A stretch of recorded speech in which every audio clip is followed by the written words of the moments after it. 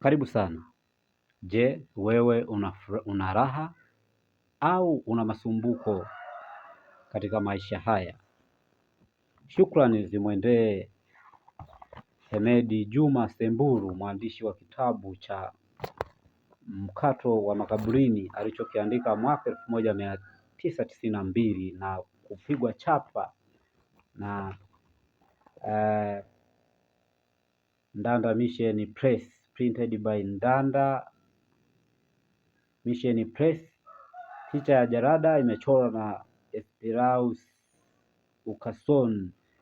ISB namba ziko pale.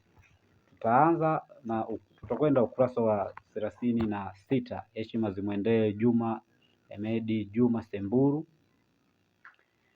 Kwanza, katika kipengele hiki anaanza kwa kuuliza swali: kama Mungu anayo floor tile yake, ina maana vipo vifaa ambavyo havikamilishi na vingine huvikamilisha? Anaendelea kusema, twaweza kuyagawa mawazo ya karakana ya Mungu katika mafungu manne.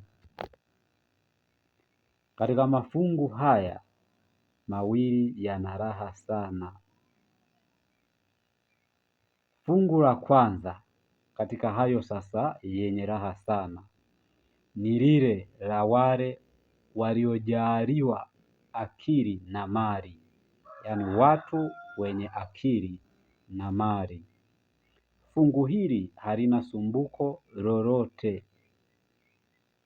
Kundi jingine lisilo na taabu ni lile lisilo na akili wala mali, akina Yahe. Hili ndilo la wale ambao hawafikirii juu ya mambo yajayo, walioyapata yanawatosha. Kwa umeona makundi yenye akili mawili: kundi lililojaliwa akili na mali, kundi la pili lisilo na akili wala mali, akina Yahe. Kwa hiyo zile debate ambazo mara nyingi mmekuwa mkizitoa shuleni, hususani walimu, niongee nanyi kwamba kipi bora kati ya elimu na mali. Lakini tusiende kwenye elimu, kwa sababu akili pia sio elimu. Elimu na akili ni tofauti, nakuja kuifafanua hivyo. Lakini ukiwa na akili, ukiwa na mali, Hemedi Juma Semburu anasema wewe una raha sana. Wenzetu wenye akili na wenye mali, vipi, mnajisikiaje hapa duniani? Mna raha sana? Kundi la pili ni la akina Yahe,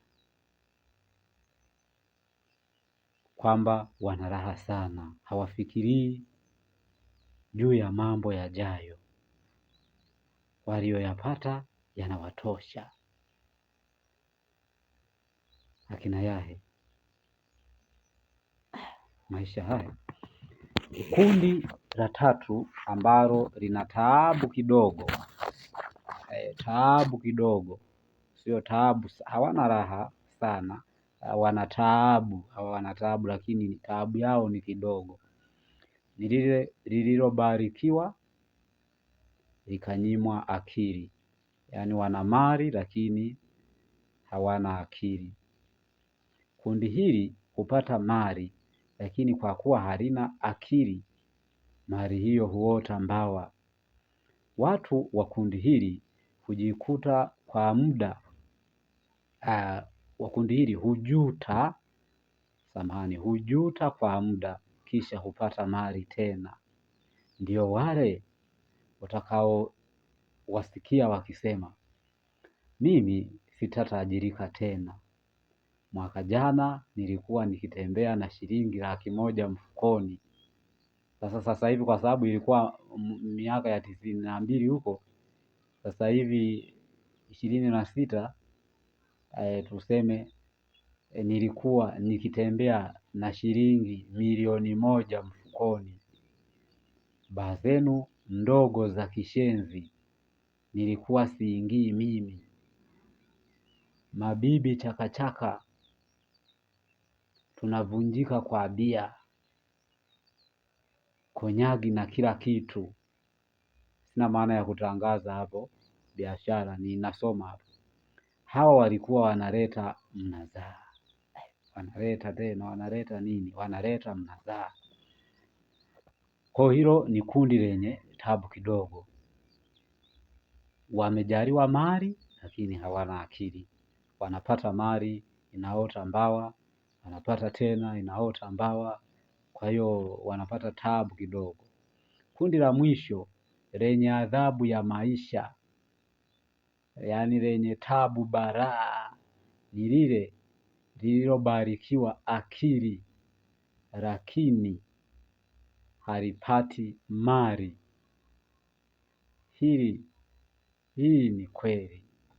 Wako wenye shahada tele, yaani degree zenu hizo, lakini hawana mali, na wapo wenye kisomo cha msingi, yaani elimu ya msingi tu, darasa la 7C, lakini mali kwao ikemkemu, yaani mali kibao sana. Watu hawa wenye akili ni rahisi kuwapangia wenzao mipango ya uchumi. Yaani wewe unakuwa kama profesa wa uchumi, unawapangia wenzako wafanye nini na wanafanikiwa, wewe upo tu mipango ya kuzalisha mali ikafana, lakini wenyewe wanabaki hohehahe tu. Tabu yao huzidi kwa ajili ya kuwa na akili na mawazo ya kutambua maisha bora na starehe nzuri ni vipi. Yaani unajua vitu lakini huna namna ya kuvipata, huna pesa. Wewe adhabu yako, tabu zako ni za milele. Mipango ya baadaye kwa maisha yao ambayo hutegemea kutoka kwao, bahati mbaya mipango hii huisikia ndotoni tu. Yaani una mipango mengi huyatekelezi, unabakia kuwa na makaratasi tu, mathiori kibao. Elimu ya mathiori hayo, kama hivyo. Labda hii ndiyo adhabu, yaani adhabu, unajua bata zinaliwa wapi, lakini huna uwezo wa kwenda huko.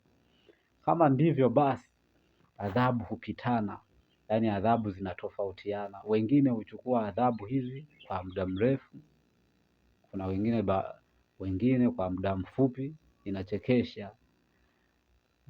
Inachekesha sana. Kwa hiyo tuishie hapo. Asante sana.